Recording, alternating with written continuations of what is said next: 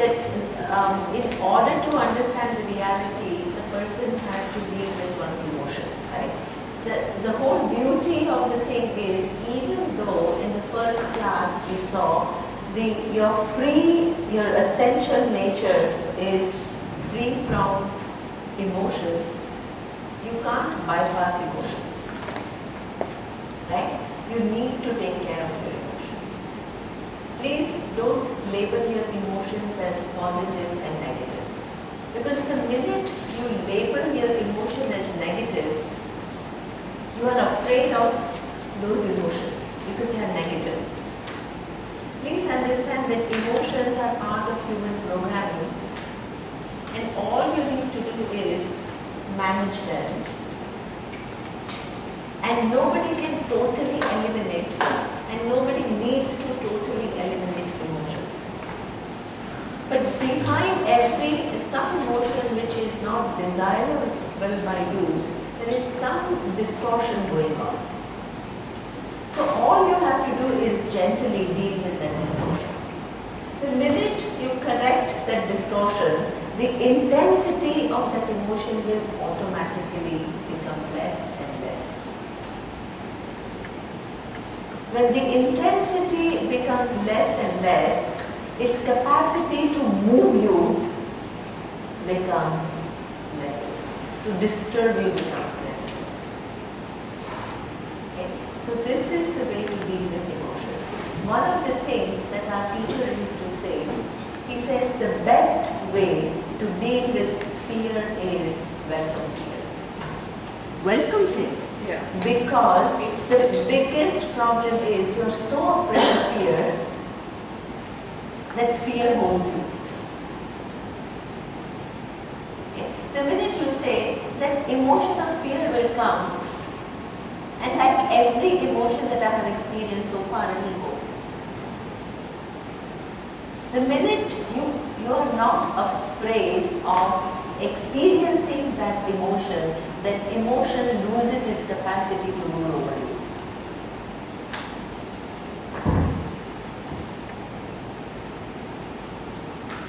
Very clever way of doing things. Let them fear, look into the causes, correct, look into the causes. Hello? Yeah. Look into the causes. Not on here. Yes, Look into the causes and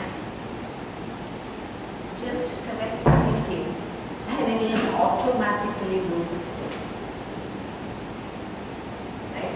And this is how you deal with your sadness, you deal with your fears, you deal with your anger and all these emotions. Right? So that is one job that the wise person has done. Okay. Now, the second thing that happens to people, where are the problems in our day-to-day living? As we saw that when things don't happen our way, that poses a problem. So now the wise person has taken care of that also. So we will see the next verse is Yasya Bhadrana Visnehana Tattatra Shubham Nadinandati Nadvijki Tasya Prajna Pratishtita. So, as we saw that we all have an illusion of control when we live life. So much of our time and effort goes in controlling people, controlling situations, manipulating the whole environment to exactly suit my liking.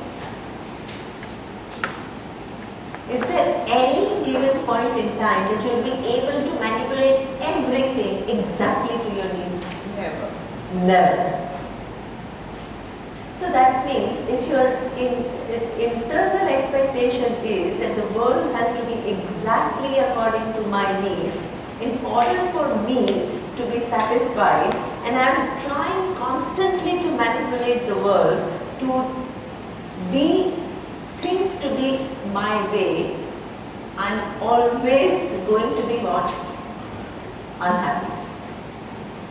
It has got nothing to do with how much wealth you have, how much power you have, how much. That sometimes gives an illusion of control that actually you don't have. Okay. So many things happen.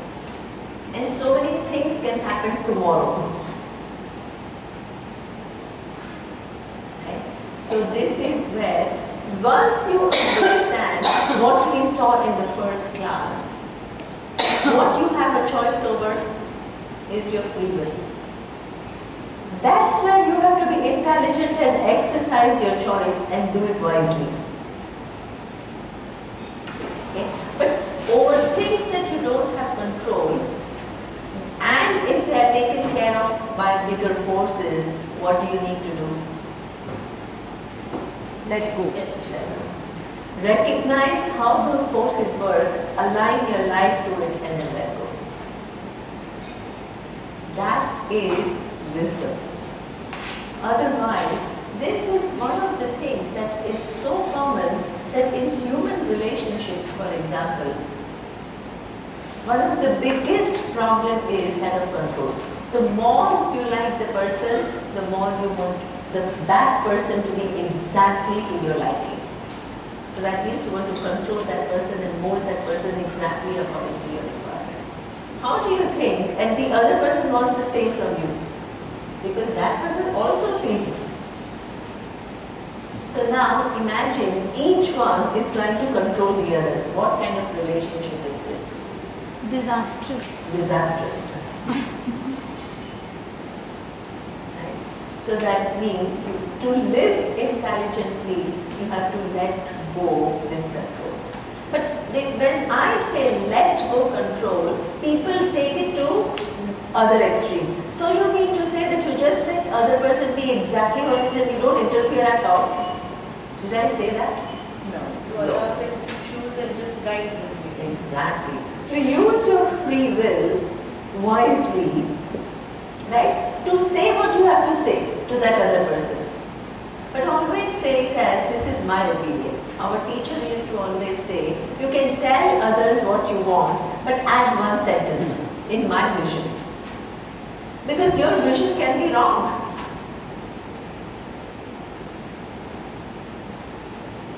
When you give that benefit of doubt, that this is what I feel and this is what I think, but you don't want that whole thing of control.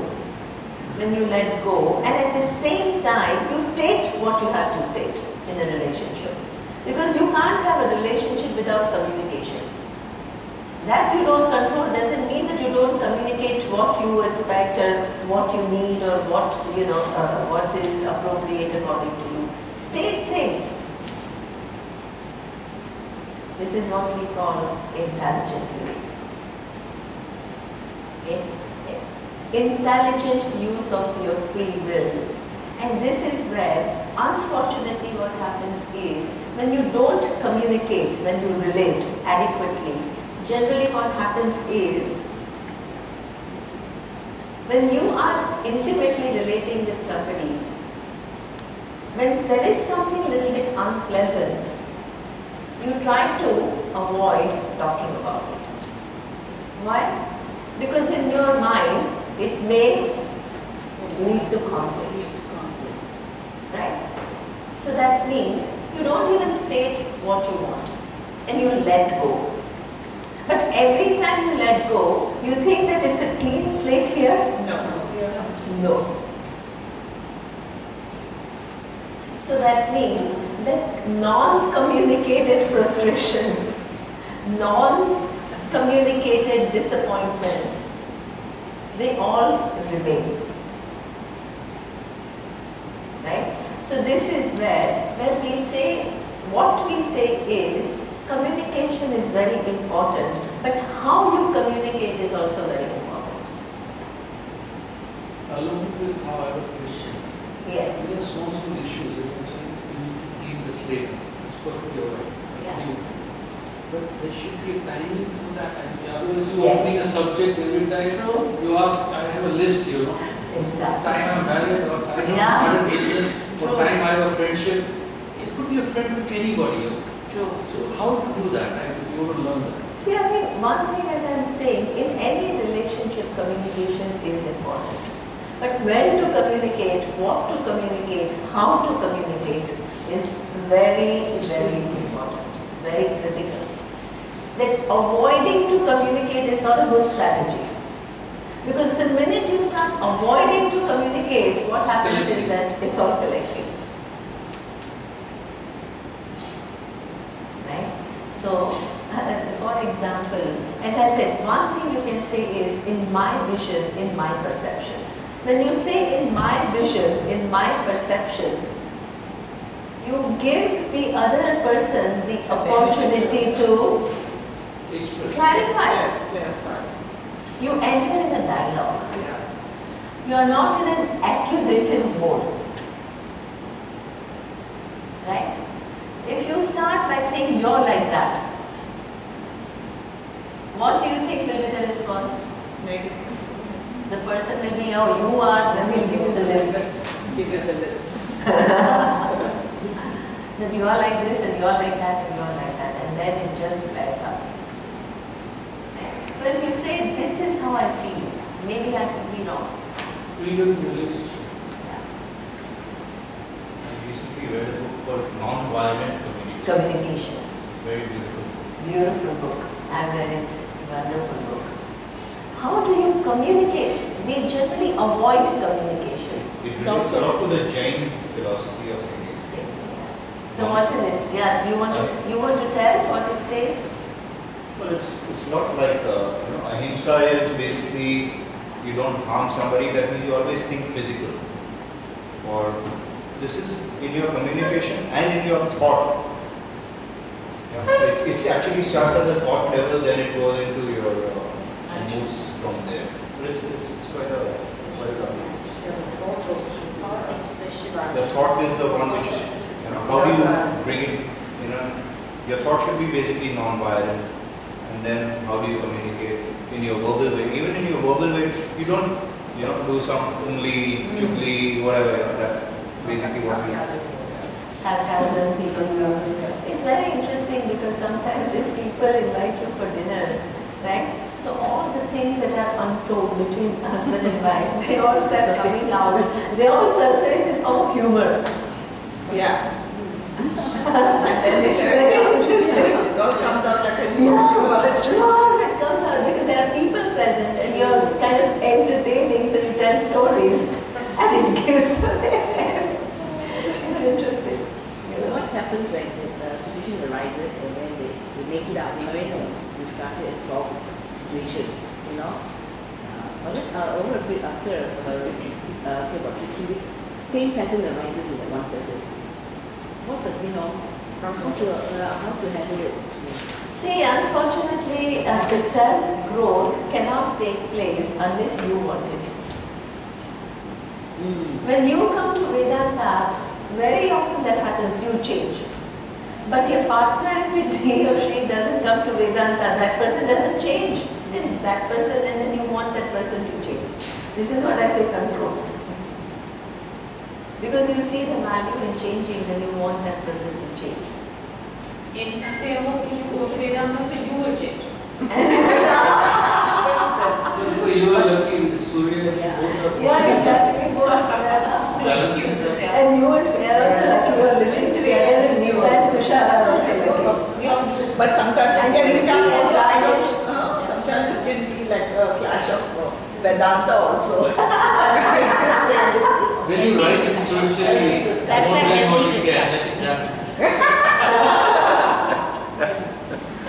That point of time, I said, Yeah. So see, what you have to say is their own way again. Exactly. But then, down the road, say a month later, same pattern repeats. Same pattern repeats, not for others, also for ourselves. Please understand that.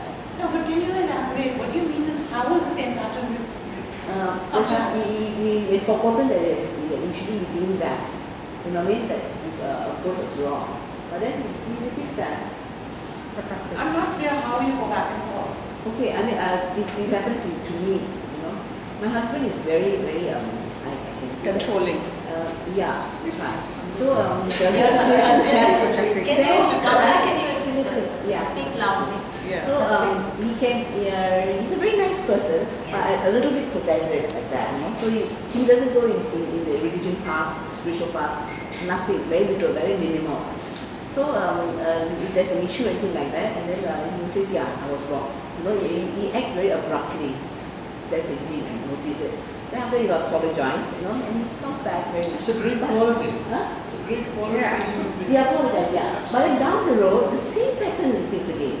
That generally happens with a man. I'm sorry.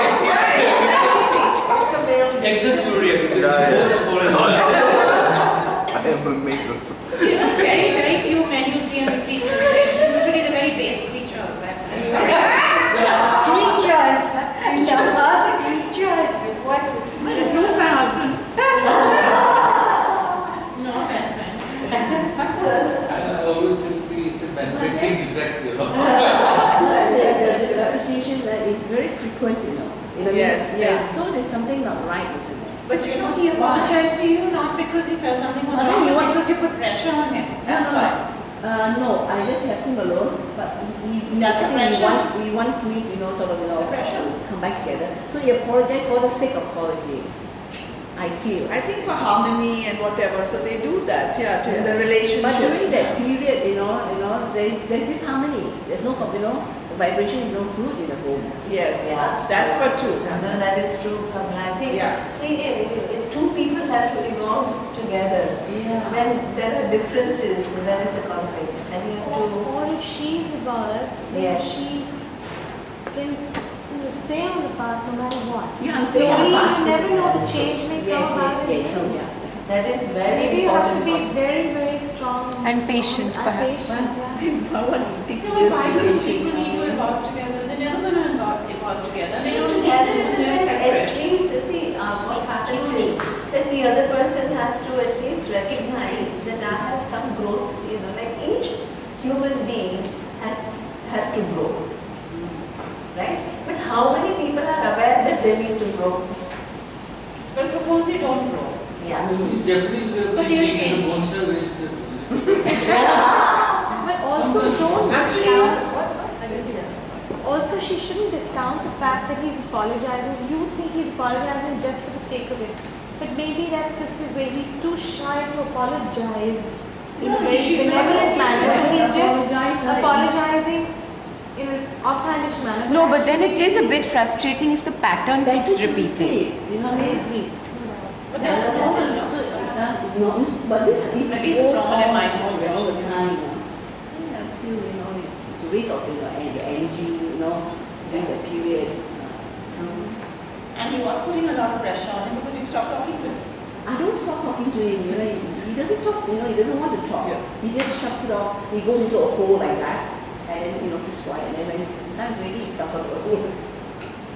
And he wants me to come back, you know, and just take it as though nothing has happened. But I am a mature lady, I feel, you know, I mean, I find it quite difficult to, you know, but then for the sake of everything, the home, the family, you know, the son, the in-laws and all that, that's okay. It's okay. You want me to carry on like that? I can carry on. But have you ever attempted to sit down in a very nice moment? No, I did. I am a trained counselor. Oh, that's so I know it. I know how to handle it. You know, but he doesn't. with a lot of compassion and patience and all. I suppose his background is a bit, you know, not very good. Because I noticed that in his family, two of his brothers are, nothing there. So I think he's got a little bit much more than better quality than his brothers. So I always say, never mind. You know, his weakness. You know, he doesn't understand. I'll just accept it, move on. But he repeats again the same thing. It just renders you sad and happy. You don't know how to deal with them. Yeah. So these are difficult questions, you know. You can't really, there are no immediate solutions. No, exactly. Because you can't change people according to your lives. it's You a know, dynamic you of their can't, own, you know. You really can't. I So it think, is yeah. only, as Shona says, but that cannot deter you from your own That's it. exactly pursuit, right? So that is something that you can't, you have to, our teacher used to say something very beautiful, and he used to say there is no relationship without a boundary. Boundary, correct. Right? So that means you can't let just people dictate their terms on you. You can't. Right? So that means exactly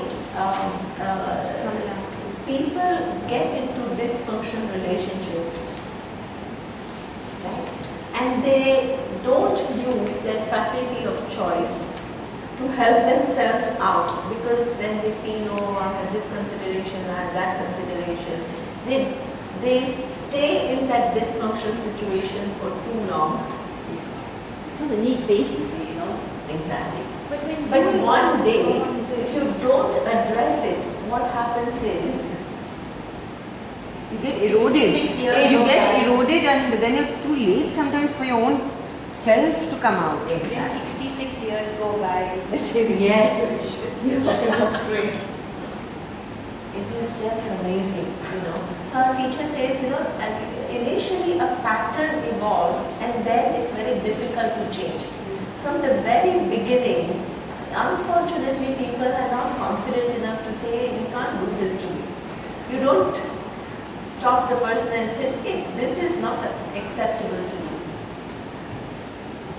When you don't do that, the person violates you again and again and again and again. And then one day, it just, you can't take it and you say you are like this, and then he is so used to being like that and not having any resistance from you. Right? Then when you start speaking up, then it becomes a huge conflict. Right? So from the beginning, in every relationship, our teacher used to say there is no relationship without boundaries. And you have to be proactive and you have to make it clear that you can't behave like this with me. It's not acceptable. And Nawaz, you want to tell that story of I'm going yours? to tell you another story actually. I'm trying to tell you another story. Okay, so tell us. She told a very interesting story. I'm in a relationship of exactly this sort, Yes. where somebody is constantly trying to violate my boundaries, constantly trying to push the way around, etc. My personality has never taken that from anybody, including my husband. The only reason I take it from this woman is because she is my healer. She's your My healer. healer. And she is the healer of other people in my family, and I cannot get that sort of help and that sort of service anywhere in the world. I've tried taking them all over, and I've not gotten it. So the only reason I put up with this, and I've been pushing back really hard over the last few months. And the last huge spat I had with her was on the aircraft when you were there. I don't know if I was probably looking disturbed if you were on it or whatever, because there was huge spat was going on over messaging and whatever at that point. And my point was exactly that. Look, in the past I've ignored you, I have laughed you off, I have pushed back, I have done all sorts of things. So I've just given you no oxygen on the matter. But I'm telling you straight up, I'm not going to take it anymore for your own good, not for mine anymore. Because you know, physician, heal thyself first before you try and heal anybody else. And because you need to heal, you became a healer, but you are detrimental, you are a catastrophe. It's just not working. And How is she your healer? yeah, she is my healer. Why is She is my healer. She is the healer of other people in my family. And I'm telling you, I've gone all over Europe, I've gone all over the place to try and get similar services. I've gone to the States to try and get similar healing, similar help. And I've not been able to. But what kind of healer are you? Exactly. So, here we are in the same situation. I don't understand.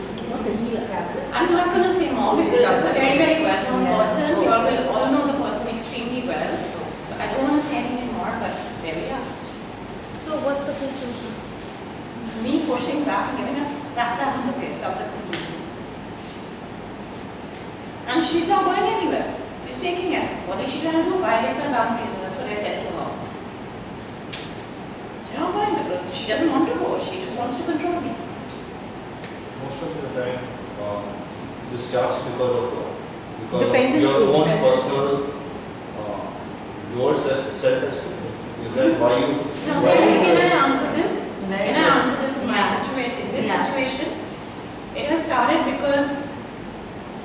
Why did you allow somebody to? I never allow anybody to do this, ever. Okay? In this particular situation, when I first met this woman a few years ago, I went to her as a client to be healed. And she took to me and I reminded her of her mother, who used to abuse her when she was young. And gave a lot of importance to her brother, who is a real ass. And totally put her down and disrespected her. Didn't even want to have her, wanted to abort her and all sorts of things. So every time she looks at me or deals with me, she's got this huge connect because she never got that love from her mother. But she also has this huge hatred because I remind her of what she did to her. Okay, now she's dead and gone, but I have to live with these consequences because I need the healing. Now she refuses to charge me. In fact, I was the one who told her, you're charging too little. Stop charging people a lot more than you are. Your services are invaluable. You don't get them anywhere internationally. And I made her up her fees by 50%. And from that day on, she stopped charging me or anybody in my family. And that puts a lot of pressure on me because I can't go to her and say, behave your bloody self and just give me the service I've come here for. I mean, not in that language, but I'm upset right now. So I can't do that because she won't charge. So I only get it. And she has been amazing as a healer. I mean, there are times when I've had attacks at 2, 3, 4 in the morning. I need her for my family and she is there. 100%. Even if I'm sitting in London, she's sitting in America somewhere and we've had a major attack, day or night, I will call her, I will message her, she's there. She tells me exactly what to do. She's the only person who can control her. So that's the only reason I put up with her nonsense. But like she said also, it's dependency. It's not low self-esteem all the time. It's my dependency. I need to take myself. So even in a relationship, it becomes factors. dependency also. And that's So you know, I got, so sometimes, Dependency due to insecurity can develop. Due to insecurity and dependency can develop. Is it a byproduct for of different it? reasons. See, It could be a byproduct of it also. See, one thing is like sometimes, as she says, she tried different options. no, She so what I looked for- did was yeah. I told her, forget you. I'm going to go to your superiors, I'm going to go to your trainers who are in America, and I'm going to sit there for 2-3 months at a stretch and get my treatments done every day. I don't need you. She toppled that. She made sure they didn't give me the treatments I needed. This sounds very dysfunctional. Yeah. Okay, she disallowed it from happening. My God. I told her this is I get the something- best people in India. Now the people in India are just not trained as well as she is. Okay, but I said it doesn't matter. Maybe I won't get 100% of the treatment. At least I won't get the side abuse. Yeah. Okay, so I'm gonna go to them. And she just flew into a fury and she started comparing. Look at these are my credentials, these are their credentials. How could you think of it? I said, do it. It's up to me. You're not working for me. I can't believe. But it sounds It is really what it is. unhealthy. Zip it. I never said this to you. No, but She knows who's the person. She knows. no, that's not relevant. But Nawaz, it really sounds deeply dysfunctional. Yeah. Sure, I'll sit. See, healer can do that because I've got one experience of my life. What is the base of it? As I'm a trainer, world trainer for Louise. Oh, Healer. Louise, yeah. I was taking a seminar in Bombay. There was 28 participants. Doctors from Jasper, psychiatrists, businessmen, industrialists. My passion is there is to know more. So I was taking the seminar and I didn't know. The last day of the session was there, like sharing. After 2 days, at the end of the third day, your what from me? Bobby, she is very well known. Yeah, Louise. He's saying, and myself, I hate so many people, so many beings, but myself caused so much trouble. So when I read the Louise and this came to me, I thought that I will learn. I was not got anywhere, but for the destiny, I was meant to come here and heal your life. And I thought it, and the words were in one line in Shiva's sky. God has sent me here, and I thank God for that. only lack, like what she This is the healer who said this? Yeah. Okay. God. Sorry. What was Maybe that? it's the same I person. More from her. We told, I forgive God. I was cursing my life throughout till this day. She was not till, she was age 50. I was cursing God till now that what is my life? I am treating so many people and myself who will treat me. So I came here and it's a fantastic. If you have not read the book, you will say in your life. It's very simple and very powerful. And you will get the message of your life. This is Wayne Dyer. No, When Diana is jogging with her. but Louis says different. Yeah, it's a very nice book. Yeah. So, the basic element, the lacking is what we see is love. Right? The bottom line is love. People getting somewhere hurt. Young age. Same thing, the Louis the autography will go here, there is this thing, but sometimes some guidance and we are out. The basic feeling is, it's like a profession to them, but they are also part of that profession. So, love is the first step to heal and get the message out of it. We go on giving, saying this, that, but here is an unconditional thing you get it, but then you just flow. But actually it's interesting what he said. What you said is really interesting because the big problem was not only what I said. The big problem was I wouldn't let her get away from the fact that she was totally messed up and she desperately needed to face up to it and she desperately needed to heal herself. And I wouldn't let her get away with that anymore. And one of her problems with me has been that, oh, you're not always honest with me. I'm like, honest means what? There are boundaries in every relationship. There's some things you don't want to tell me and I don't probe. And if I'm not comfortable telling you something, you need to respect that. It's pointless you plummeting me and piling on to me and trying to bulldoze me into something I'm not going to do. I won't lie to you, I'm just going to tell you I don't want to tell you.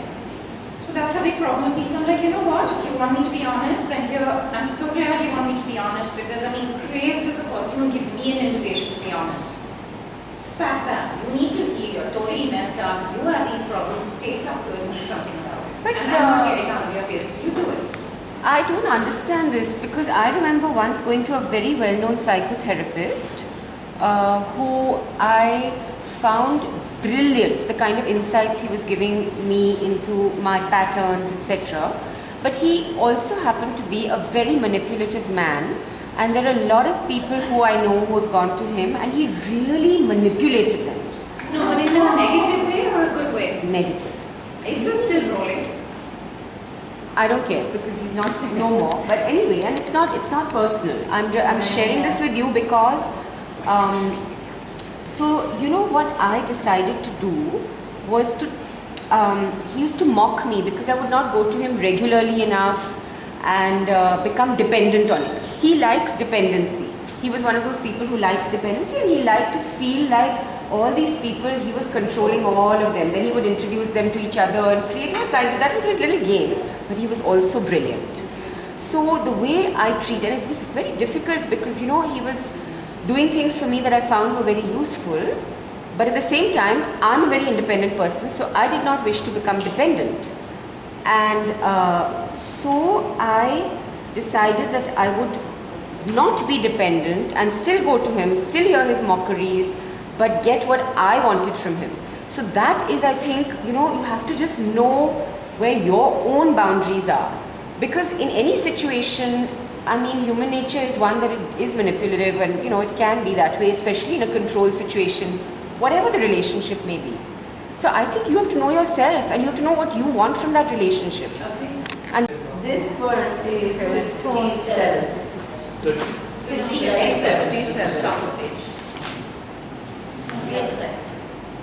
So what comes, basically this verse says, what comes, you are able to deal with it, right? Without trying to control things. The illusion of control, when you can't control others and you want to control others, that is not productive. But because you can't control others, the main message is, right? You can't also let them be what they are. You have to draw your boundaries. When they cross Your boundary. your boundary, you have to stop. This is a very sane way of living. You don't control them and you don't allow them to control you. Exactly. You don't control them and you also don't allow others to control you. Wonderful. Next year. This is a nice way of putting it. Right? This is independent living. Wise persons have figured it out. Right? Now, the next verse is, sorry? Okay. Now, the next verse is Yada samharate chayam kurunganiva sarvashaha indriyadindriyatrebhyaha tasya prajna pratishtita. You will chant after me? Yeah, okay. Yada samharate chayam kurunganiva sarvashaha indriyadindriyatrebhyaha tasya prajna pratishtita. It's a very nice analogy that this verse uses. He says that just as the turtle is able to what? Withdraw the limbs and also what? Also bring it out, right? So that person is able to completely either withdraw or project. Okay? What is very interesting is you are given, how do you have access to the external world? Through your senses. Through your sense organs. You have 5 sense organs. What are your 5 sense organs? You have eyes, you have ears, you have nose, then taste and touch. Right? These are the 5 gates for you to interact with the world. And now social media. Yeah, but social media, you need eyes, you need ears, you need... And we don't need to touch them. So, with these 5 senses, right? One thing that Vedanta says, very important, right? That you are not the body, you are not the senses, you are not the mind. Just as in the case of mind, even though you are not mind, you have no choice but to have mastery over your mind, to gain the knowledge.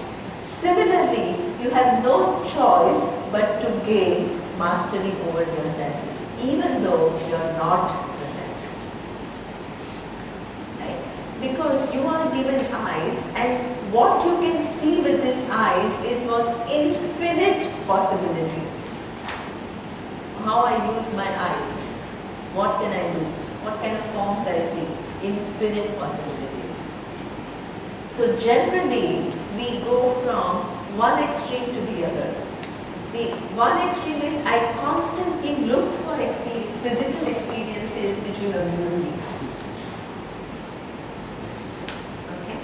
By doing so, what is wrong? Sorry? What is wrong with that? What is the question?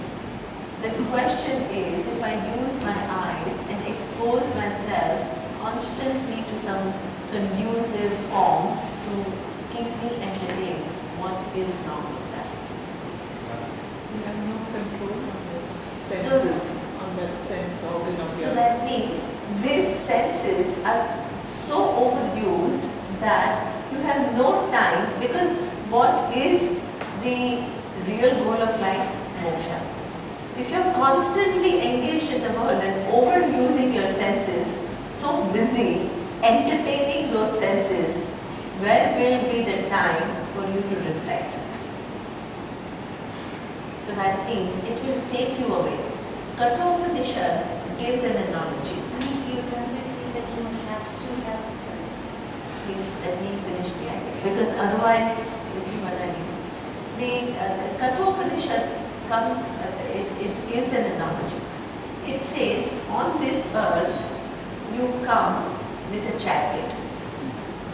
What is the chariot? Your body. And that chariot has 5 horses. What are the horses? The senses. And then you have a ring, mind. Then you have a person who's driving that whole chariot, intellect. And then there is a chariot owner. You, the person. Okay. This is your gift. Now, imagine that the chariot owner has no agenda whatsoever. It has no clarity about where I want to go, what I want to do. The charioteer. Then the 5 horses run the show. Because you have no goal. You have no idea where you want to go, for what you have come for, what is the purpose that you are given this amazing instrument. Horses will run the show. What will happen? Chaos. Chaos. This is exactly what is meant. These 5 sense organs, if you have no agenda for them, there are infinite possibilities.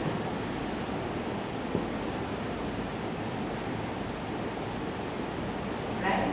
So that means something will fancy you, then something will amuse you, then it will keep going, no end. Right? So that means then when we say that, there are unfortunately spiritual people who say, oh, therefore control your senses. That is another joke. So you move from one extreme to the other, like control your senses, don't engage in the world. That is not true either. Manage them. Manage them wisely. Manage them intelligently. This is very important. Either you want to withdraw totally, or you want to engage with no discrimination. It is a wasted, that sense organs that are given to you are wasted. Wasted away. In Kathopanishad, this Nachiketa says, Lord Yama offers him all kinds of things of enjoyment. And he says, I will have things of enjoyment, but I'm not going to choose that as my ultimate end. Because while I am enjoying, the things are set up in a way that from the same thing, the enjoyment that I receive is what? Less and less. And secondly, while enjoying it, the capacity of my sense organ is deteriorating. So he says, I'm not going to waste away my life by just that. Life is meant for something much more than that. So that means use it wisely. Your eyes, their capacity to see the forms, their capacity to see the world, right? That same capacity, if you are a little subtle, you can just enjoy the sunset. You don't want to constantly be amused by all kinds of fancy tools.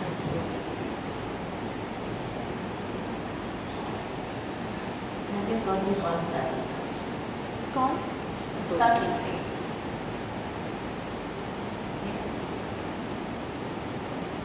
The simpler and simpler that you become, in fact, there is so much joy in so many things that we miss out.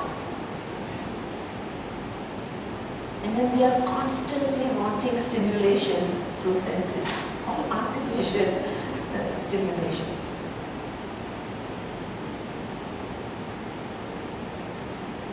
So that means your eyes, your ears.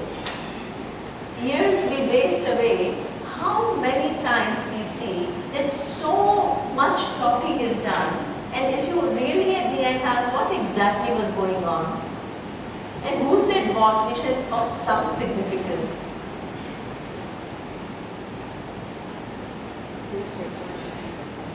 Don't listen to Arnab Ghosh.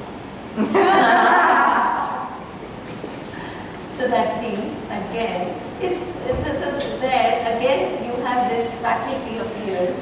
Either you can choose to hear things which will help you to live better, or you can waste away this hearing capacity to just talk about all kinds of frivolous things which is of no consequence in your life. Now, please understand, I am not saying now then become antisocial. Please don't take from one extreme to the other. There is a time to socialize. Everybody is a social animal. You need to just make fun, right? You can't always be serious and only listen to something with his wisdom.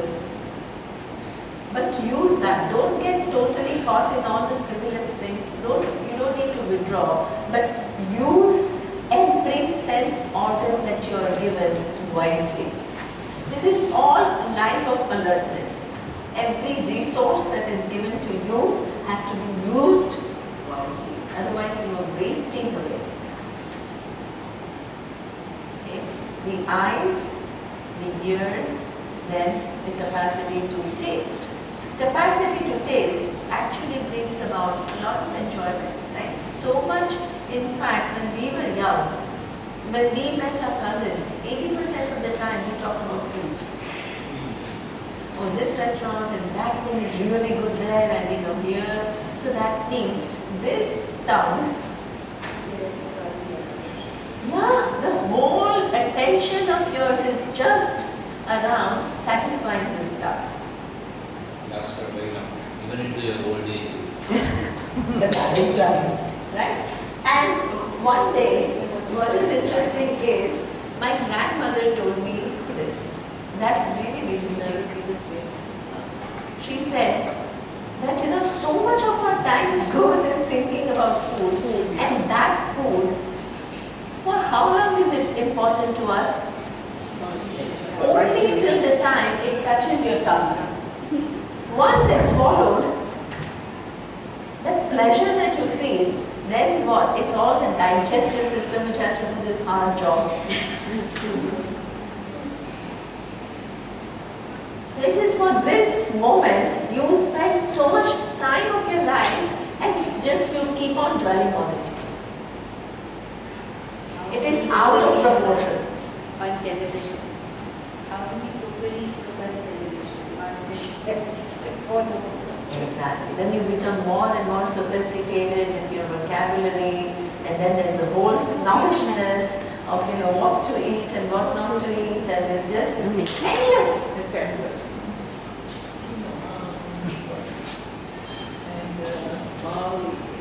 spells, cave, and now everybody's right? So therefore, every sense organ that is given, but at the same time, it's good. Again, you can't say, oh, then I don't want to indulge and I'm not going to. That is another problem, right?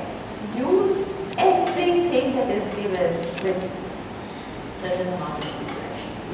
The wise person, otherwise, the senses and their capacity to take us on a ride and engage in them for rest of their life is just too powerful. You don't even realize it. Sense of touch. Sight. Thailand is a case in example. The biggest income earning in Thailand is tourism. Sex tourism. Exactly. The country's entire economy is run on that. Imagine the magnitude of that. The commitment to sense of touch. It's not ordinary. That can become the only thing in your life which, it's interesting. So this is why it says that this turtle is able to, it's not that is the turtle always withdrawn? No. A turtle is out there and also has the capacity to withdraw. Same thing with your senses. We are not giving a message that you should not use the senses to engage with the world and should not enjoy the world. Please, that is not the message. The message is you need to engage wisely and you need to have that capacity, okay, now this much and no more.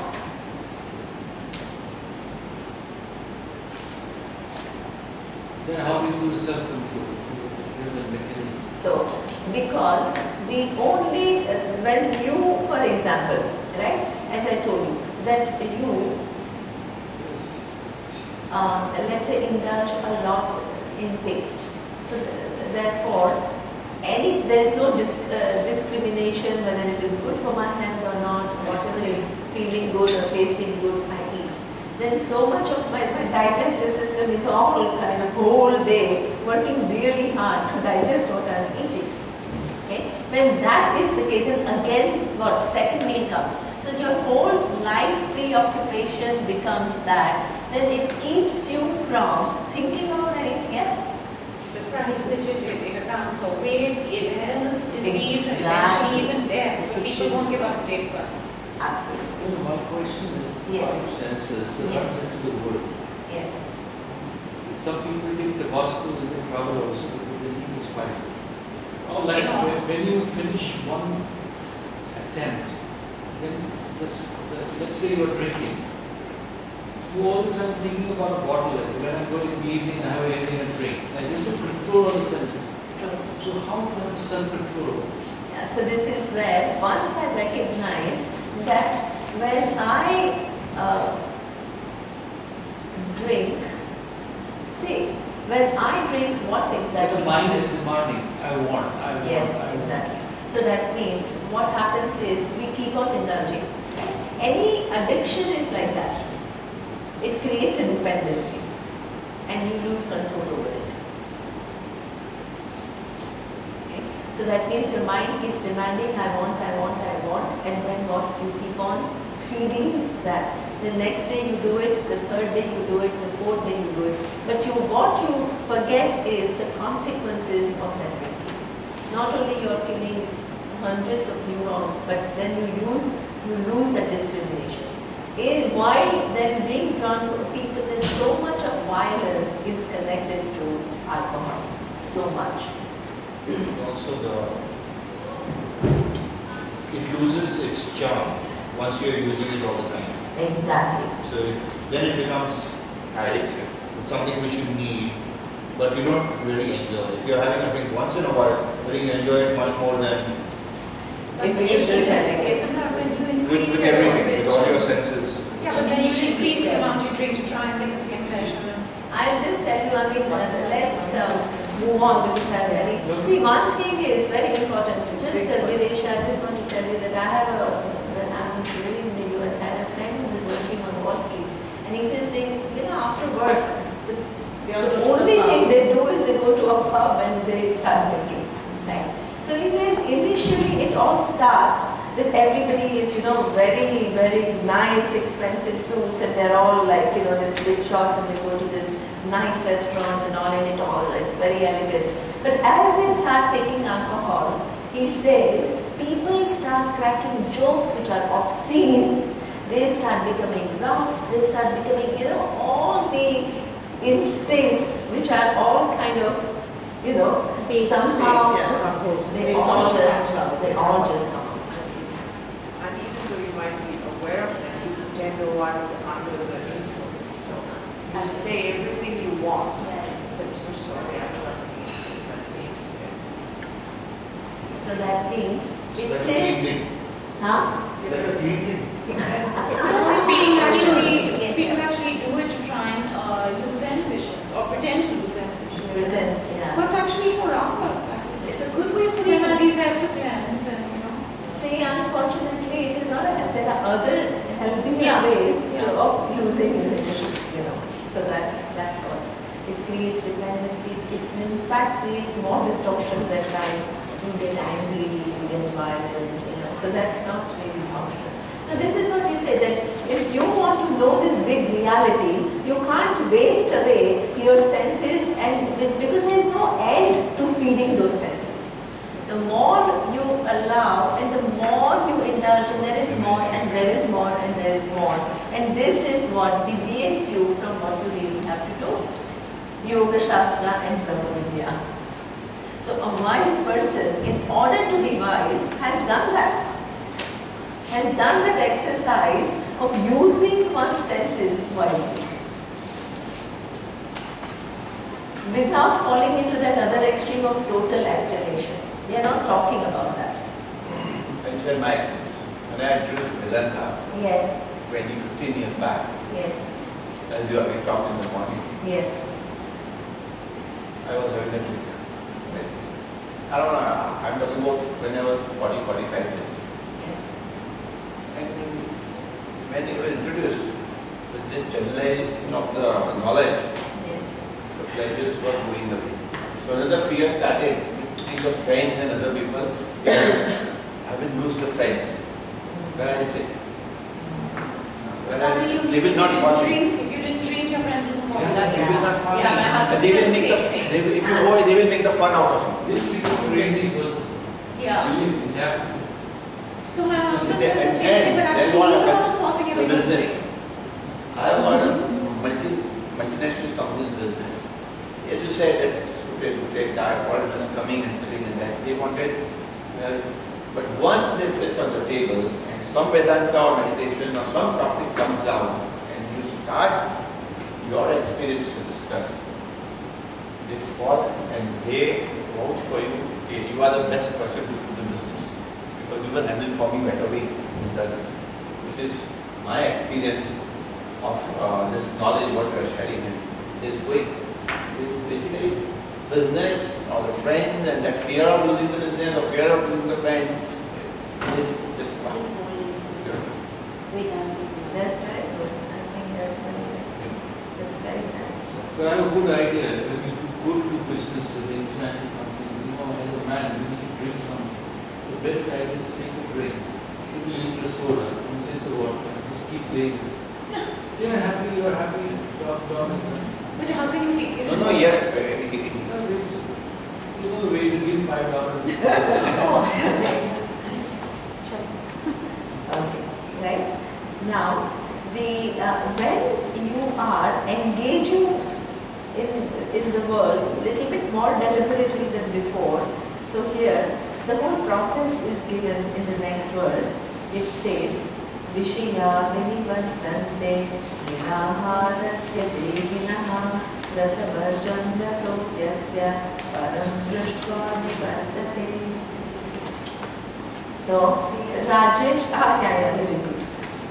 Vishaya vinivartante Vishaya vinivartante Niraharasya devinaha Niraharasya devinaha Rasavarjam rasopyasya Rasavarjam rasopyasya Param drushtva nivartate.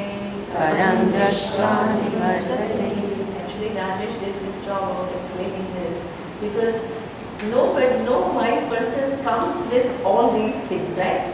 The effort starts at any given point in time.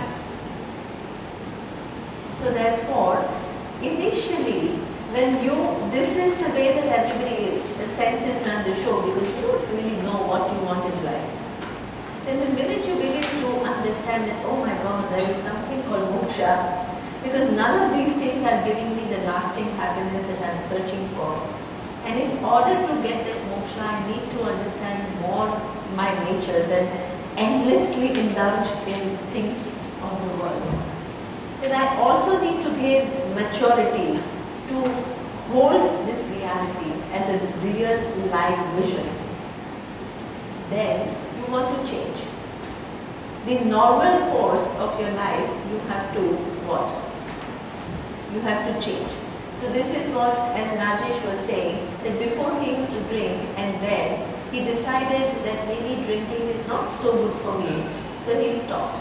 But when he stopped, right, there were fears about that drink is also become a means of socialization. So if I stop drinking, what will happen? I lose all my friends. So that means all these societal, we live, I think Namita was saying, we've created societies which have created norms. Sometimes they are unhealthy norms. But then you gravitate towards the ones who are part of your thinking slowly. Exactly. And that also, see, what the idea that he was saying is interesting. Because what he was saying is, you have this fear that, oh, you lose the capacity, you lose your friends and all. But then you decide to stick with it. Let's say, you said, okay, now, I think this assumption that I'll lose friend is probably not true. Because as Viresh was saying, who cares whether you can sit with your friends and you can take soda and nobody even notices what exactly you've taken, right? So that is an ungrounded fear. The second thing is, as he says, that sometimes everybody behaves in a certain way because of Vedanta or whatever, you behave differently, you get more business. You think that you have to conform to the existing norm to be accepted and to do business in this world. But actually, if you live with your own terms, actually it works to your advantage. You're unique. But also, this question I am feeling, even at Oman, and Guruji used to come to your house. All our friends say, Guruji, kaise hai? Kya chal raha hai? They think it's like, it's a casting, they think we're crazy. And everywhere we go. But what we found out in the end, that any party, when you go there, and you know this is a social gathering, there's no goal, and you lose the interest, there's no growth for you, and you drop out. And then you start giving one or two great parties, the great thing everybody respects. They keep coming, they look for parties, Exactly. And we do every year, Because they just think that They you are wait for so that day. different. Yes. Because Vedanta, you're studying Vedanta, so you're not like this, and and like you don't socialize so much, and because if something is meaningless, you don't go, we don't like do it, we do it very occasionally. And then we call everybody. And everybody loves So it. it's like, yeah. But we like really a give it dog. our heart with gratitude. Exactly. Yeah, that is fine. So, when you make steps, Also, Gandhis have a way of talking when they talk to their friends, they say, come over for a drink. Because you say that you feel that pressure, why don't you say, let's meet at the club for a game, let's come over, have a coffee. yeah, If exactly. you change your language, the whole mood changes. Absolutely. Right? And so, this lot of, so initially there is some effort. But later on, it becomes such a blessing. I have to tell you my own story because, when I was 31, 95, I was 31, I guess. So I decided to leave my job and I decided to go and study Vedanta. My parents were like, what is happening? Right? Because they had sent me to the US to study and I was working with the UN and then I wanted to leave everything and I wanted to go and study Vedanta and stay in an ashram. Yeah, it's a big shock. It is a big shock, really. Same thing with me. And then, so my father is not a controlling person, so he kept saying, now you can do this, but continue your work and you can do both together. He was not like saying you can't do it or whatever, but he was just trying to say, okay, now do both, why do you need to leave everything and things like that. And what is interesting is, I told him one thing which then he said, okay, now you can go. I told him that, if I were to die today, what would I have regretted not having done the most? And I said, it is study of this Vedanta. I said, if that means it's the most important thing for me. Because if I go from this world without doing it, I would regret it the most. I said, if something is so important to me, why should I postpone it or why should I do it half-heartedly? I have to do it full-heartedly. And he told me, okay, you can go. He was smart. What's the assumption now? Now, 1 minute, right? So that means I'm doing something which is so unusual, I'm leaving everything, right? But it requires this little bit of courage, a little bit of discernment to go along with what you believe in. Because there are so many fears, what will I do with my life after that? There are so many unknowns. You don't know how life is going to unfold after that, because it's something so unconventional, right? Then, when I graduated, my teacher told me, you go back to work. You go back to the UN. When you graduated from Vedanta, Yeah, after 3.5 years. I did a 3.5 year course. So I said, oh my God, how will I go back? Will I be able to do things? And because my whole life was Vedic chanting, Bhashyam, the commentaries of Adi Shankaracharya, Bhagavad Gita, Upanishads, the whole meditation, prayer, that's all I did for 3.5 years. When I went back, as I said, when you make unconventional decisions, it blesses you, provided they are the right decision. When I went back, to my own surprise, I started shining because the clarity that I got from Vedanta made me stand out. Everybody was noticing that what others take 3 days to do, I can figure out in half a day. Right? So that means initially it's an effort because you are going against the whole norm of the society. But if you have the courage and if you have the conviction, then life rewards you in ways that are just incredible. But you need to have that confidence. So from that normal engagement in the world, the normal definitions of success, normal cool things to do, right? That is one flow, and you have to make that decision that this is not my path, it's something else. But then you become unique, you stand out. Okay? So that the wise person has done. What you said. To get the wisdom, that wise person has moved away from the normal indulgence of the senses and looked into something else. You have to see something is there for me. There for a few years, like 3 years, 5 years, 4 years. And you come out with such intoxication and joy. Absolutely. That cannot be replaced by anything. Absolutely. So Neema, when you got into this and your father had this reaction, at that point in time, was it that there weren't many Vedanta teachers who was very unthought of to do this? So actually, Navas, I didn't even know many Vedanta teachers. He was the only teacher I knew. So there were very, very few in those days? I don't know. Maybe there are teachers. But what attracted me to him was he was not prescriptive. No, I'm wondering why your father's reaction was such. The reaction was just the fact that I was leaving the norm of my job and everything and wanting to stay in an ashram, whoever that teacher was, right? I mean, going and staying in an ashram. We would all react like that if our child did it, yeah? No, but if your child is... I come from a priestly family and the men in my family wanted to get into priesthood, my father would be elated. So I'm just wondering why. My father is like priest himself. He's a lawyer in your practice. No, but it's a lot of time, depends the background because he's not an ordinary person. It's a personal thing. My father felt that. My grandfather was a priest full time. No, but if He you didn't come, do anything else.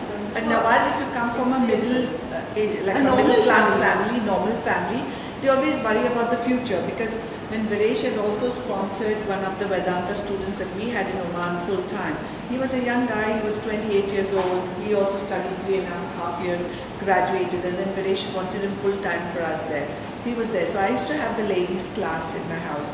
So one day it was like, one of the ladies said to him like, how did you become a teacher like this? Because what's your future? Did your parents let you, because they always feel the man of the house, the breadwinner of the family. So how did your parents let you do and what is your future? Because you're only teaching and it's not like something you pay all the time and do something.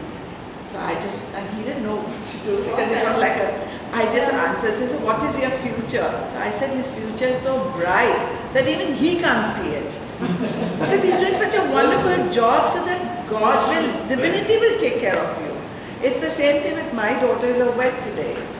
So everybody told her she had this thing like, one day she came up to Videsh and she said like, lots of people say when you become a vet, it's not like so much money that you make, like you're a lawyer or you're so and so. And he just replied to her and he said, you're doing such a noble job because she wants to be a vet for the wildlife. No, but that's the thing. That's the thing. And today I meet a lot of parents who go like, oh, when your daughter comes, can they speak? Because my daughter wanted to be a vet, but we told her be a lawyer, be a doctor, do this. Because everybody thinks profession is something. 1 minute, but when a woman wants to do it, it's a different reaction. reaction. And when a man wants to do, it's And there's worse. a different reaction. Big reaction. So there's a difference. Yeah, but for a lady, they would say it's easier. But for Nowadays, a man, it's not so because different, yeah. For the parents, women is Parents fear. want Yeah. something. Daughter is going. It's a And fear. man is She was probably suffering. raised like because of I what is he think going to let's do. not, the point is not that. The point is that there is a norm where what is considered successful is when you have a very prestigious job, when you're earning well, and if you want to leave everything and do something which is like, so nobody is going to just be say, okay, now do that, But what I think the point is that when you are not afraid of making those decisions, then it kind of pays off. So initially, it may sound like something, which is difficult, but one has We to appreciate this. That's why it's here and so here. Yeah. Thank you. that doesn't matter, right? So that means that turning away, there is some effort. But that turning away from the norm that the society has set requires some courage. Initially it's an effort, but after that it's highly rewarding. And this is what it is. Okay. Then he says, the next verse is, Yatadokyatikam Deya Purushasya Vipaschitaha Indriyani Pramatini Adanti Prasabham Manaha. This is a beautiful verse. So let's say you have decided, right, that I am going to live a more deliberate life. I am not going to come under the pressure of the senses, the pressure of the different emotions of the mind. Do you think that the next day you will be different? There is one thing in us which is what we call the habitual ways of doing things. This is one of the biggest problem of, let's say, an alcoholic or a smoker. Right? Now this person decides that I don't want to drink anymore, or I don't want to smoke anymore. That's a resolve, which is taken with what? The mind. Right? Do you think from the next minute the person will stop? No. So that means that there is something, a pressure which is created, right? By your normal way of indulgence, there is a dependency which is created. Even if you decide to stop and move the other way, what? Here he is, Lord Krishna recognizes it. That you will be pulled back It's the biggest problem. your own ways. This is the biggest problem. People watch, he said, now after the lecture, and the one got a cigarette. And after some kind of cigarette. Cigarette, And yes. he goes out and sticks up. It's Never know. the mind here. Keep This is the shouting. mind, exactly. Can you just repeat it a little bit? I didn't Repeat what? whatever you said just now. Okay. So what I say is, even if you decide that you don't want to behave in a certain way, or you don't want to indulge in senses in the way that you want, what happens is, the minute you resolve, it's not that automatically everything is going to change the next day. What is going to happen is, what? There is, what? The desire to Habit. That habit. That habit is like, if you're used to drinking after dinner, then after dinner, what will happen? There You are will some also- people- Exactly. There are some people who can just They can. one time. That is, there are few, but the general rule is that, that's why people find it difficult. There are maybe some people, but generally the rule is, here he says, right? Otherwise, what will happen is, today you have, in these 3 days, you have heard about how to make decisions, how to deal with situations, how to deal with your emotions, how to use your senses with certain discrimination. You've learned everything. From tomorrow onwards, you implement everything 100%. No. That means what? Why? Why not? Because you are very intelligent, you understood what I am talking about. I am not talking about some rocket science. There are other forces at work. Exactly. There are other forces which are at work. The past habitual patterns which are so deeply entrenched that it's difficult to break away from it. That's why it requires what? Perseverance. This is what Viresh was saying, that you can't just say, okay, now I've attended 3-day Vedanta camp. When you go back, you have to carry what? Some essential, what are your learnings? And what is it that which are the areas in which you want to change? And what effort are you actively making to change? Unless you create your own, it's not to impress others or whatever, but you need to do that. Because unless you do it, right, no amount of listening to Vedanta, both Brahma Vidya and Yoga Shastra, will make the changes. Because there are other forces which take over. And this is why you will see not only among the students, but even Vedanta teachers. They can say one thing and they can do quite another thing. That is because it's not that they are bad or anything. Please, we tend to label them. It only means that this force that is there, it is not yet handled properly.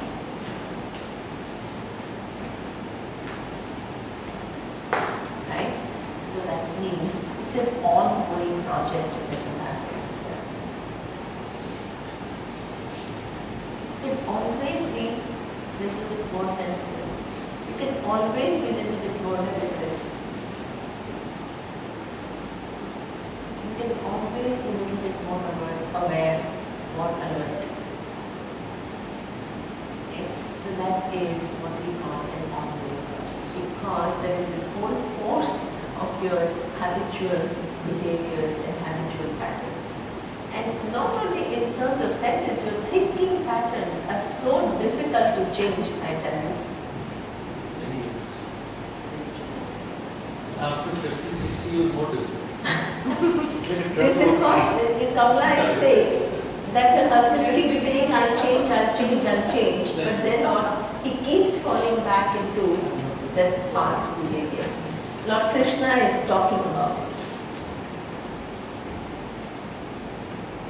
Okay. So that means you need to be alert. There is no time that you can say, I've finished my Yoga Shastra, because there is actually no end to human growth.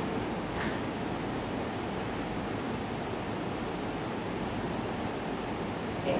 So that means, here he says, and then Indriyani Pramathini Haranti Prasavamana. If Indriyas have that capacity to take you on a tangent, what should you do?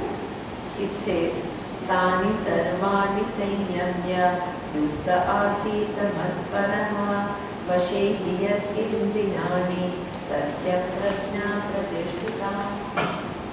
You will chant. Tani sarvani sanyamya Yukta asita matparaha Vashe yasindriyani Tasya prajna pratishtita. So that means every time when the senses and the past behavior patterns take you on a tangent, what do you need to do?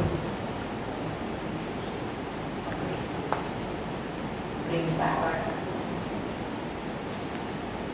back the perspective.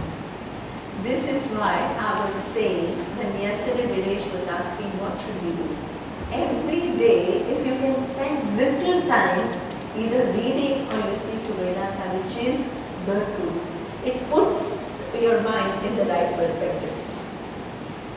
little practice of meditation. 15 minutes. You don't need to spend 2 hours in meditation. Then what you are doing is you are empowering yourself. Your willpower, right? Your alertness, everything is increasing through these practices. Your ability to discern whether am I deviating and bring it back without self-condemnation. Generally what happens is, every time I talk about anger or talk about sadness, people identify, oh, I'm angry, I'm sad. So again they label them. So there is no end to labeling. We are not trying to, and then, oh, I'm stuck with this problem, I'm no good, I can't even help myself out of that. Please don't enter into this kind of a self-depreciation. It's just intelligent living means that when there is a deviation, be alert and come back on the track. The more and more you do it, the more and the easier and easier it becomes. Okay? But it requires life of alertness. It's not one-day job, it's not two-day job, it's lifetime job. Okay? So that he says, slowly, without putting yourself down. So many people say, oh, there is this little self-depreciative attitude that people have. Oh, I'm no good, I can't do this. I'll just tell you a very small, subtle story which I think really stayed with me because my teacher keeps coming to my mind. So when I was young, I went to him and I had some questions, so I was asking him some questions.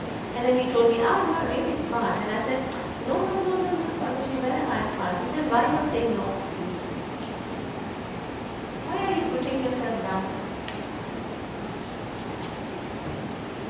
He said, own up your smartness. As long as you don't become arrogant, you're fine.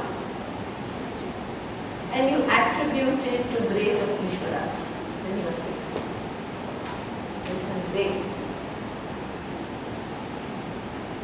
So that means you thank Ishvara for it and own up. Healthy self-esteem is very much required. Don't put yourself down.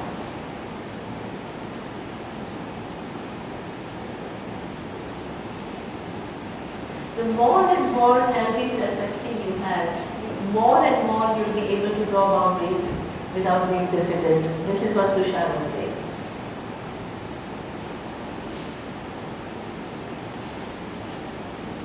More and more you will engage in the world, right, with your own terms.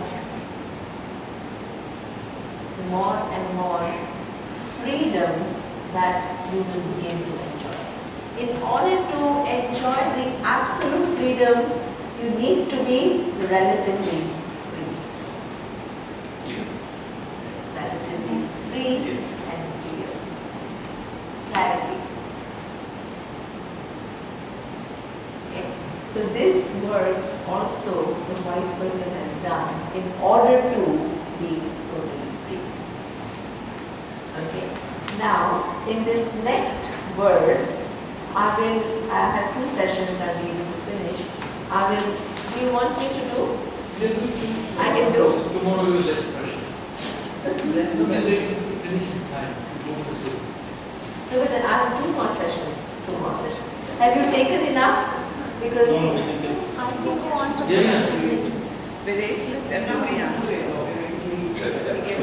I'm okay. I'm okay. But Surya, your class of Tai Chi. Okay. She went for a walk. Okay. Now, this whole, if you want to be more deliberate and you don't want to just get carried away by the force, you need to understand several steps that happen in your going on a tangent. The minute you understand there are several things happening, you have now the capacity to intervene at different levels.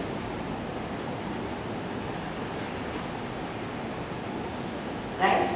So therefore, how is it that you get drawn by the habitual way of doing things? That is mentioned in the next verse. It says,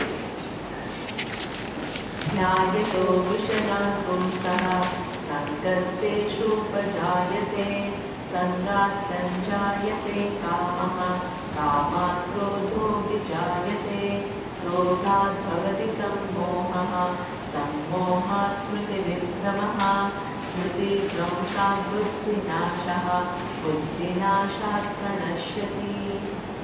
This is a beautiful verse which explains the entire process through which you are taken on a tangent.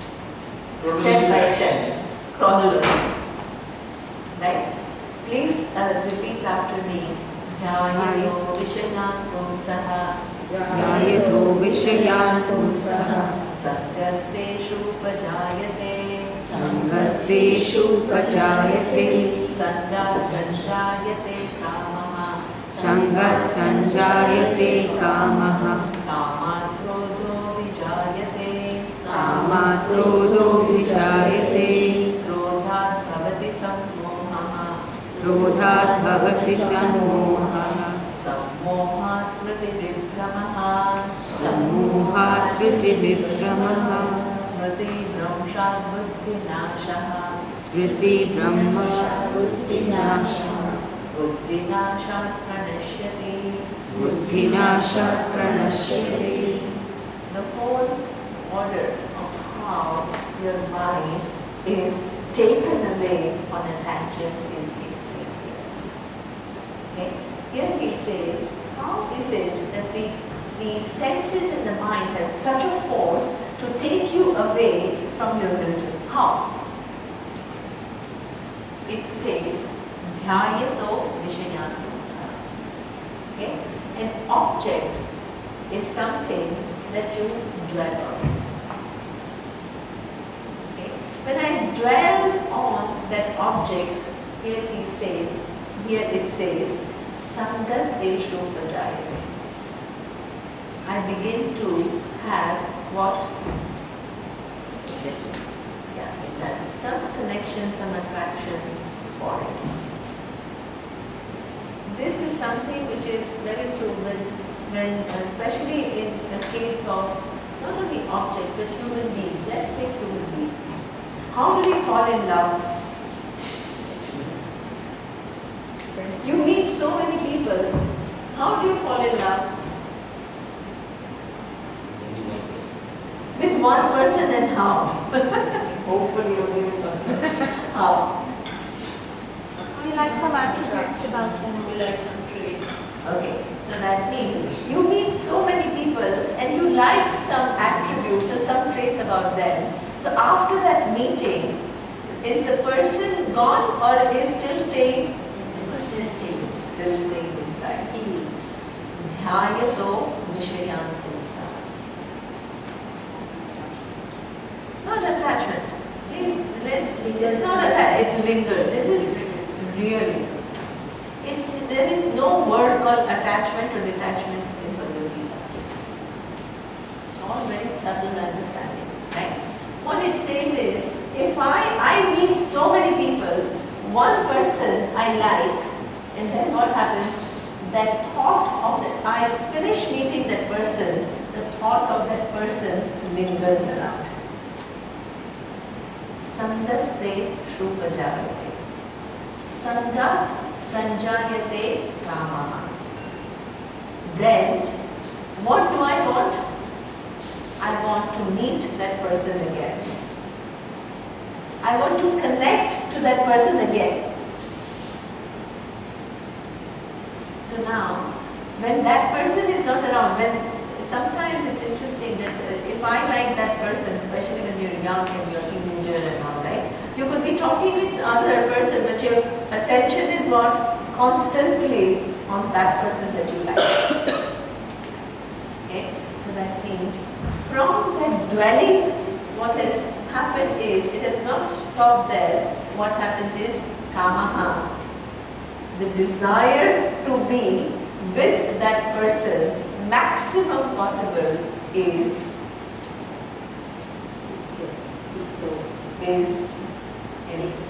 given, it arises. Right? Then it says, Sangat sanjayate kamaha, kamat krodhaha abhijayate. Now if you really want to be with that person and you see somebody else talking to that person, what happens? After that, jealousy. That's what Kamla was saying, possessiveness. You say that the husband is possessive about you. Okay? You feel as though you own that person and you want always that person to be paying attention to you and being with you, and and you can't stand the person just, So therefore, every time that need to possess somebody that you like permanently creates what? Anger. Because nobody wants to be controlled. And nobody can stand to be a prisoner of somebody's fancy. Right? So that means, if you just let it go, it will create anger. Krodhat bhavati sammoha. When I am angry, I can do anything to destroy that person, or put that person down, or to defame that. All kinds of things I can do.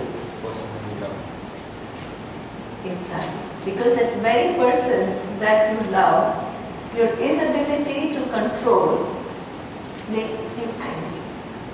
When you are entering a mode of anger,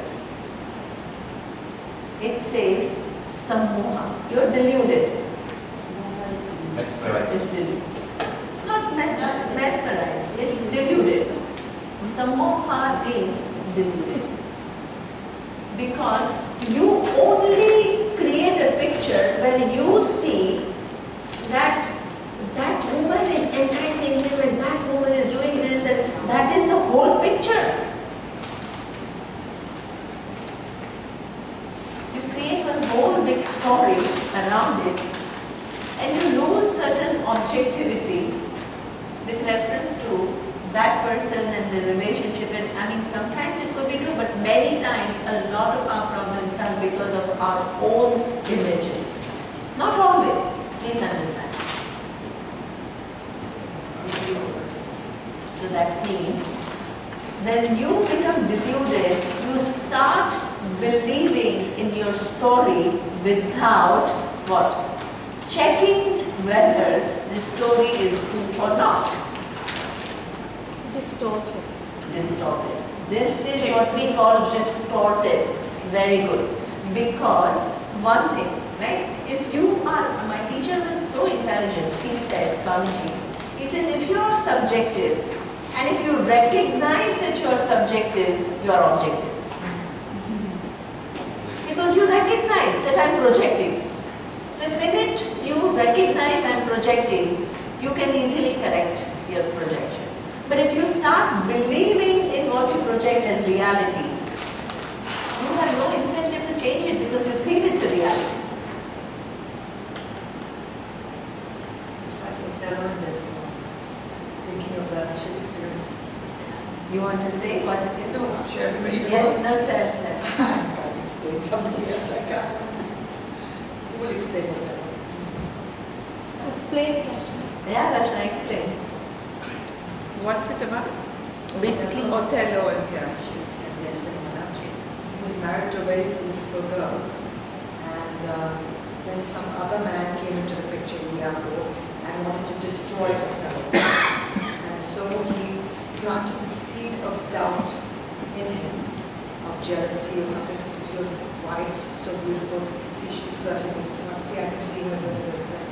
So he slowly got angry first, the same time emotions, deluded, everything, and eventually he killed his own wife. That fit, he loved her so much, am I right? Yeah. Yeah, that's the movie also, Hotel. And it was made into Omkara. Oh, is it? Yeah.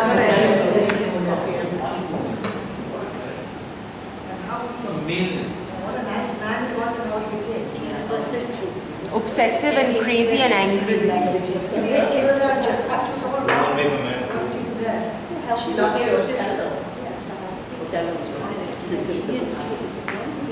You guys are writing something? That's exactly the idea. The idea is how, it's not like he was a bad person, exactly. How he was taken away. If you don't check your distortion, you go deeper and deeper into your distortions. Yeah, Omkara. Sorry? Create a whole crazy Exactly, you create a whole world. And you start believing that this is really the world, actually it's your creation. That is when you lose objectivity. Right? So here he says, Krodhat bhavati sammohaha sammohat smriti vikramaha. Smriti means you have certain memory or certain understanding of what is the right thing to do. What is the proper behavior? That you know. But everything that you know is now not available to you. Because you are taken over by the delusion. That is exactly what Kamala was explaining.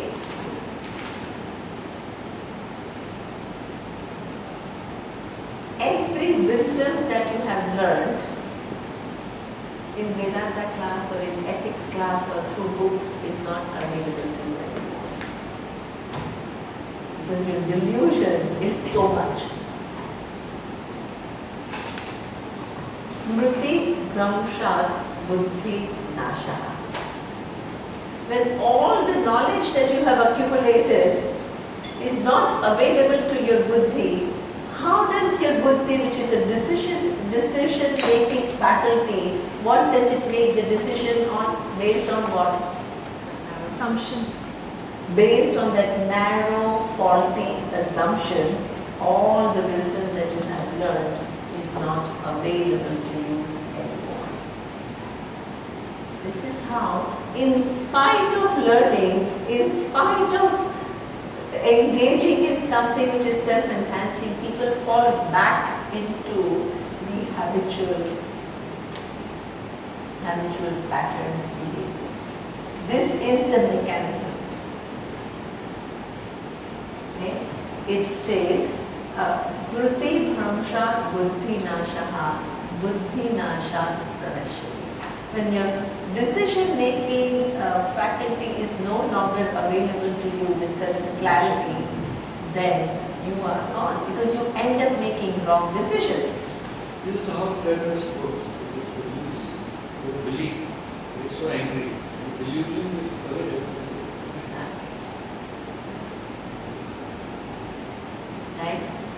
You lose that everything that you have done doesn't come to your life. The force of all this takes over. Now, what do you learn from this verse? This is a very intelligent verse because once you chart out, you know, the previous verse was saying that the indriyas and mind have their own force and they can take you away. These two verses show the whole process how it takes you away. When it shows you the whole process how it takes you away, you have an opportunity to intervene. Intervene at what level? Intellectual. Several levels. Every level you can work.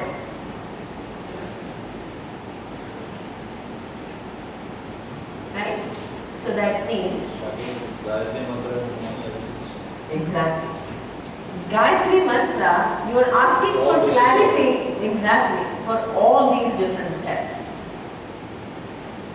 Either you can actually stop at the level of what, let's say you like some person and let's say that person is married, right? So you can stop at what level?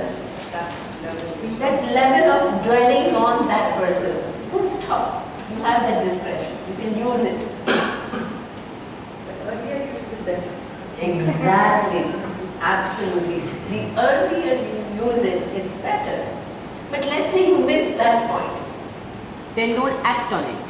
Then, exactly, the second point.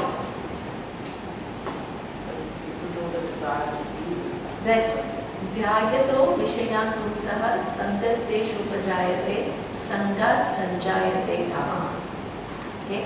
You think about that person, right? But then a desire to be with that person arises. You can also stop at that level.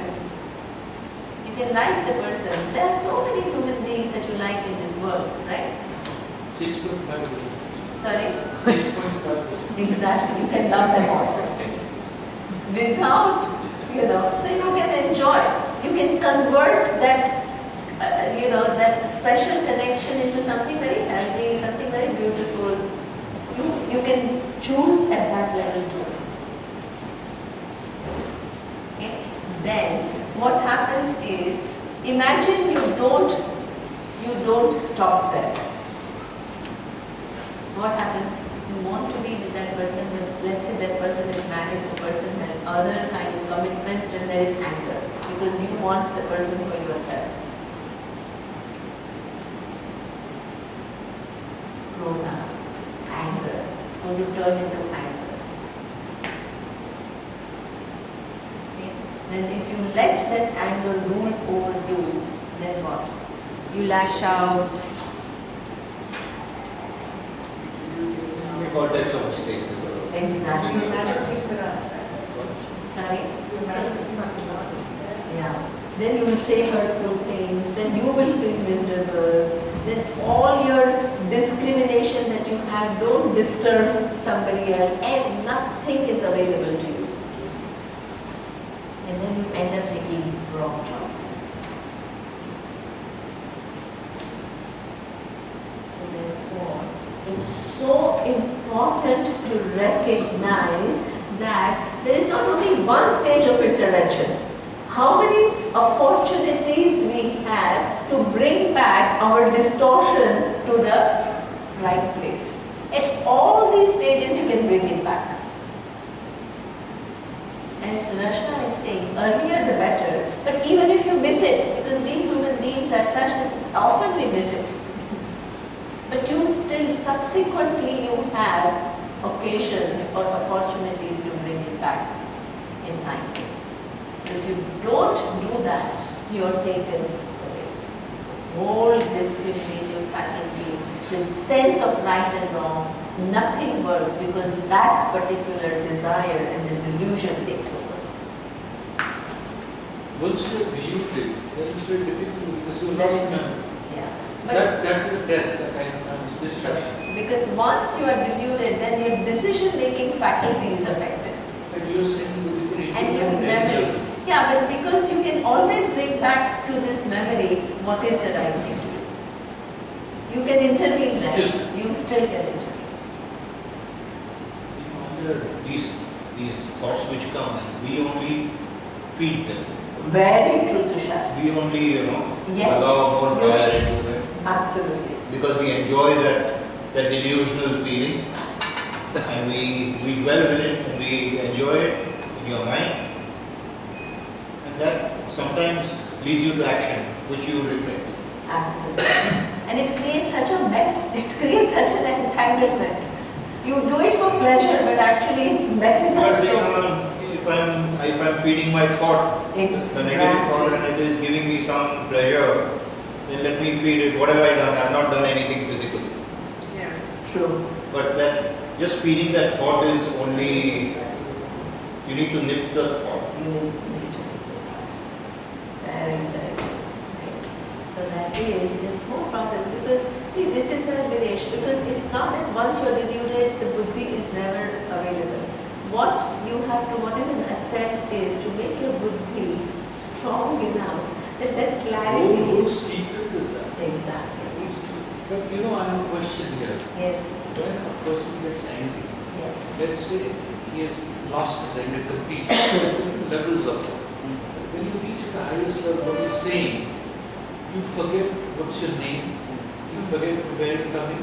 That's what he's saying, and you believe it. And that is the time, whatever actions or whatever you speak, we don't know what he means at. And that is a distraction, it takes you towards the distraction. Of course, the buddhi is available if it is, your intellect is very powerful and fortified. That only can save. Yeah. Save from the mind, save from all the situation. So that means that the whole attempt is to make your buddhi, the strength of your buddhi more and more, so that the delusion and the force is reduced over a period of time. Would it help That is- that you are not, this is not really you? Would it help at that time? Would something like that help you to get out of it? I'm just asking. Yeah, see, this is one thing that's a tricky question, At Rashna. that stage, Because what happens is, as I told you, we have a tendency, when you listen to Vedanta, you have a tendency to switch levels. The problem exists at this empirical level, and you say, oh, I'm that Brahman. We are in action mode. Exactly. And I think in this case it's about restraint rather than Exactly. intellectualizing, because that's what's referred to, na? Sometimes you are right, Rashna. This is a tricky question because it's true that this bigger vision, it does help in some very profound way. True, right? Yes. But what happens is there are two levels here. Please understand this. It's very important. Okay.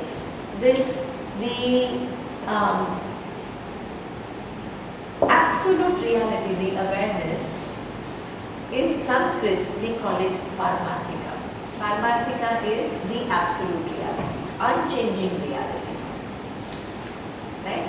And the experiences that we have are in which world? What we call Vidya world. Vidya world is what we call Vyavaharika, the empirical world.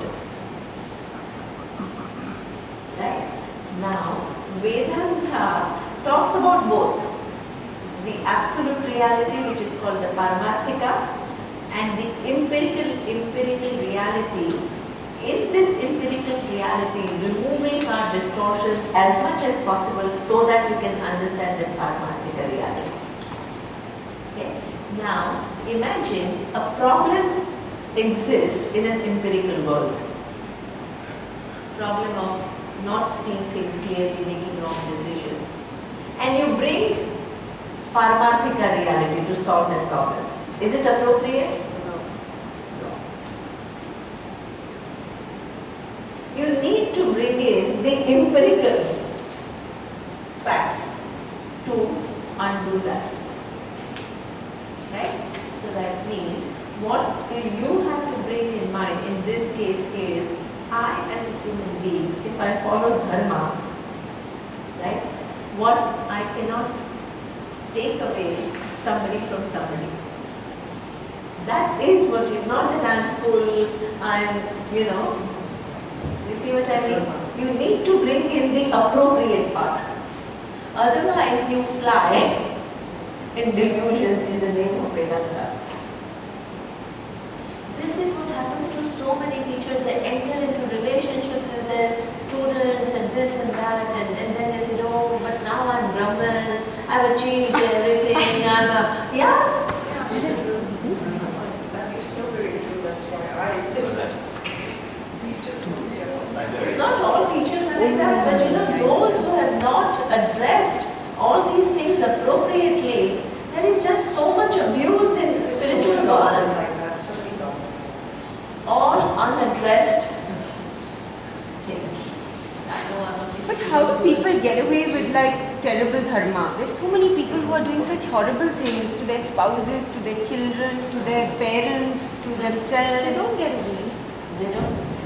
Somewhere, somehow. Yeah, somewhere it catches up. Nothing. You know, that's why the kind of suffering that people have inside, you only see them from outside. So you don't know what's happening. You see them having nice houses, nice cars, nice positions. So you feel that they're getting away with it. Yeah. You know, but actually what happens, what kinds of stresses and pressures and all that they are, the fact that they do these kind of things and they derive pleasure itself shows that level of, you know, level of refinement.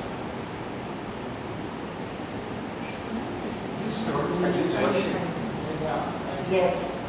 Like his question was there, anger, I forget my name. And Yes. What I want more clarity on that subject. Okay. He does not know, more than family member. He does not know, he is my family member. Yes. He does not know. Vedanta does not know it. He is in his own journey in anger. Now I am there. I desire that he should not behave like that. I have followed it for my desire. He should not behave like that. So the object to attachment to desire, how would I should go back? So what Vedanta says is intelligent living, right? He is angry. I'm not going to be able to control. If I'm not able to control his anger, what do? I don't engage in that time in a conversation with that person. Because the person has lost ability, right? So you just walk out. Yeah, but and we say, he understands that it's a passive acceptance. That timing thing is very you can, next time also yeah, that's very good. You can tell the person that right now we are not in a position to talk with any kind of clarity because you are not in a, you know, you need not say you can say we are not in the right frame of mind.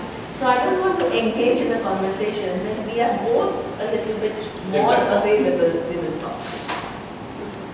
That way you explain and you also draw your boundary that you are not willing to be a victim. Very, very important. And please don't say you are not in the right frame of mind. You say we are. So you include yourself. So that the person doesn't feel attacked. Even though maybe that person is the one who listens. When and how to communicate. When and how to communicate and the way in which. Say, get lost. Exactly. Don't say that either. And don't just don't fall victim to somebody's abuse. Don't say you're lost in us. Don't become victim of somebody's abuse. You can't. Because it's abusing yourself. Exactly. It's as bad. Then it violates one of the biggest samanya dharma, and that is of ahimsa. And that's also causing sanskaras. Yeah. People don't realize that. Because they're abusing People don't themselves. realize that you Yeah. are going against dharma because ahimsa, non-violence, is not only a value for others, it's also For yourself. For yourself. You have to include yourself. First. Yeah. Everything, all. Everyone. You and others. Okay. So this is an extremely important verse which shows the entire mechanism of how your past behaviors, your past patterns, your non-understanding of things have such a force, it totally takes you away from all the wisdom that you have learned. So that means, huh? Is it like just not jealousy? That's not the right word. Would jealousy be part of any emotion? Yeah, jealousy is, sorry. Let's analyze jealousy. Then I will stop because I can't just, I started at 4, so now it's almost 6. So, no, I can't. Finish, stop. Dil mange more. We are an action mode, Okay. dynamic action mode. Desire for more. Okay, just Please, one, please. yeah, I will talk about jealousy. Jealousy is a very extremely important to understand. Why do we become jealous?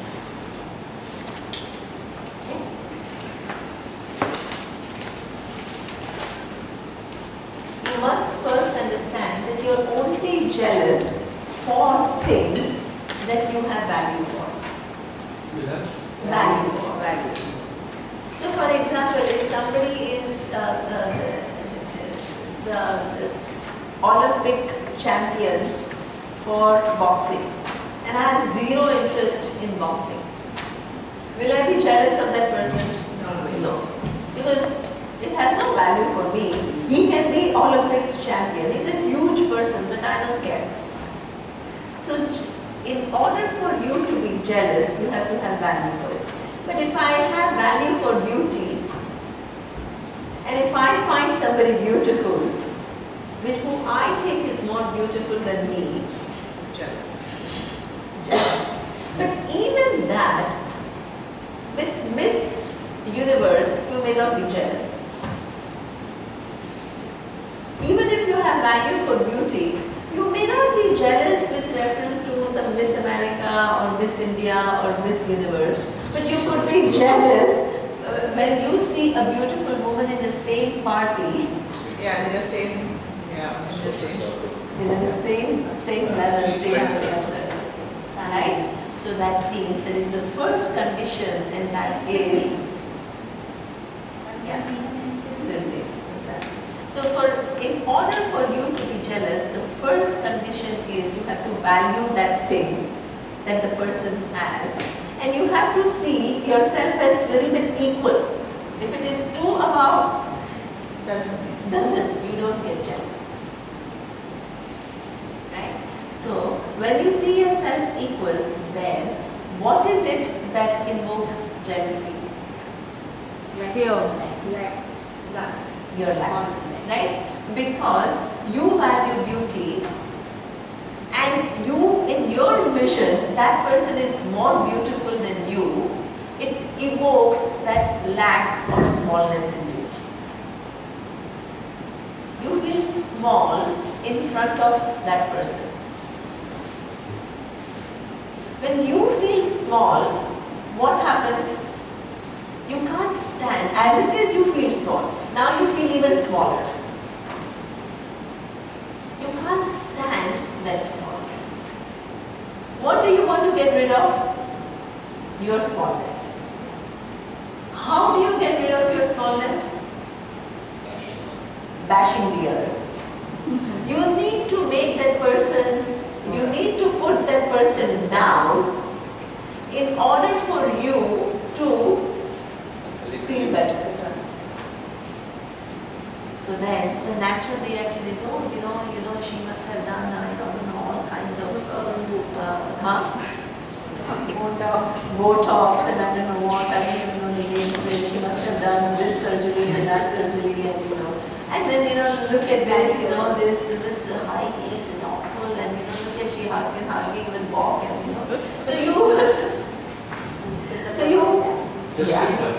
so you justify, right? You put the person down and you justify to bring yourself up. Okay. Now, is this healthy? It's not healthy. Why is it not healthy? Those emotions which are really Because in order for you to feel good, you need to put somebody else down. This is a huge disorder. If your happiness comes from demeaning somebody, there is a problem. In the smallness. Exactly. That you are Exactly. feeling it. You're Your starting point that I am small is wrong. Right? Then to lift yourself up, you have to put somebody else down. Even wrong, further wrong. Right? And then justify it, third wrong. Right? So this is how we go on behaving. And we never address it because we really start believing that person is like that. Then how do you correct it? How do you correct this whole distortion that has happened at so many people? you first understand that actually what is the reality? The reality is I like what she is, what she looks like. That is the reality. So you begin to act based on that reality. That reality which you distort, you act on that reality and you go and tell that person you look beautiful. Because that is really how you feel. Instead of building stories and putting that down, your real feeling is that person is good. That person is looking beautiful. The minute you approach that person and tell the truth, it's not hypocrisy. It's a fact. But that fact gets distorted now. Before it gets distorted, you act on that fact. And you tell that person you are beautiful. And you will see the whole dynamic between that person and you changes completely. Because there is truth there. There is no distortion there. It's positive energy also. Exactly. Sometimes when people say, lots of times it happens with ladies, I see that. Yes. Because sometimes when they want to make you feel good, Yes. They come, and I think men also do it sometimes. It's like to just make you feel good. They say like, oh, you look so beautiful today. Yeah. They look so, and it's not like actually they It's need not it. actually. But just to make You you always feel know good and you want Yeah. to earn the brownie corner, they say, When somebody is fake. yeah, but it happens. And that happens. So, which is That's what I you have understand. to tell yourself that to do that. But try to do it genuinely. Right? Genuinely, yeah. Now that takes care of, you are preventing other distortions to take place of putting her down and things like that. But the second thing you also need to address, which is what Neema is saying, that there is something in you which is making you feel small. So that means you also need to address it. To the yoga So- session. Sorry? So that means if you are feeling small, there are ways you are given skills and talents. The person may be beautiful, but you also have certain skills and talents. The more and more you begin to appreciate your own talents and start expressing it, then you naturally rise in your self-esteem. You nurture yourself. Okay? Your nourishing cannot come from putting somebody down. Your nourishing has to come from doing something productive and something meaningful to yourself. This problem is not in animal. This problem is not in life. They always, all animals are using special technique to survive. Beautiful. But you think there's jealousy, lion, whatever, it's like the other lion and So that means you need to work at jealousy at two levels because there are three, four distortions, right? So that means you tell that person what your real feeling is, and with reference to yourself, you work on your self-esteem. That means you're proactive all the time, and you're all the time aligned to the reality and to truth, and you prevent the mind to take you on a route which is creating distortions. really helps when you go in front of possibility. Yeah, Really helps. it really helps. I tell you, it just changes the whole dynamic. Can I ask you a question? What happens if you are not the one who's jealous? Let's say this husband and wife situation, and the husband is jealous of his wife's success. How do you address that situation? I mean, it really, husband is jealous of wife's success. It's a very hypothetical thing. So now, I think first of all, again, this is communication, right? See, if a husband is jealous, what is he doing? See, you need to see, because when you have such a hypothetical question, you need to break it down into real case, like what is he doing? So then you have, okay, now if this is his action, then this is how is my response. Because the jealousy, exactly, the jealousy, how does it manifest? So here, like in this case, I gave the whole scenario, what happens. So that you need to work out. No, but it does happen because we hear of people saying sometimes, especially with couples, because these days ladies also do very well for themselves. And then the husband feel like, oh, you know, she's so bossy just because she earns that much. Because we hear these stories from people like, oh, she's bossy because she earns much more than I do, and you know, so that's the thing. So this is where it goes professionally. See there again, I mean, you really have to, see the two human beings and the dynamic is very difficult to visualize, right? What he's saying, what is he feeling, how much she is contributing to all of that. You can't give a solution without knowing the details. Because, you know, if a woman has that attitude that she's putting him down, no man is going to be happy with that. Yeah. Right? So, it really depends. But if the man is putting her down, she has to stop it. Right? But gently. This is where in the details are the solutions. Because details tell you how those distortions manifest.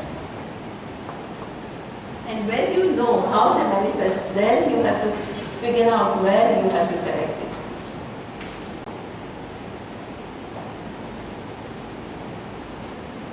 So this is where one needs to learn to, you know, see what is happening, break it down, break events into, right, the certain processes like this. What exactly is happening?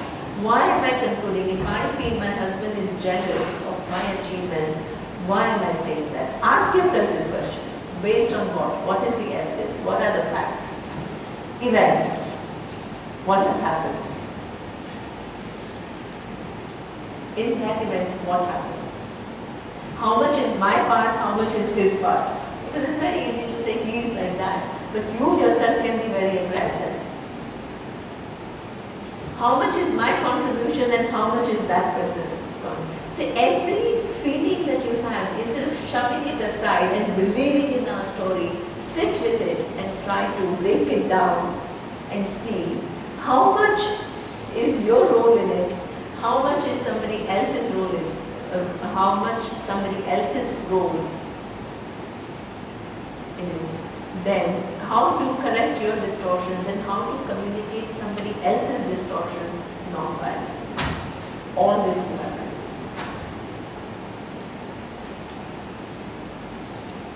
And it takes time. And it requires perseverance. And it requires pray. Also pray. Really. Above all else. Yeah. Pray for clarity. Yeah. Pray for clarity, because so many times our assessment itself is wrong. When your assessment is wrong, the remedies that we come up with are also wrong. Assessment is clear. Yeah. Pray for clarity. Clarity to assess, clarity to communicate, clarity to take one's own personal responsibilities. For all that you need clarity, which doesn't just come like that.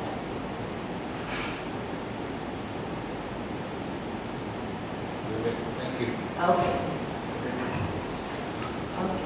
So now, Om Purnamada Purnamidam Purnam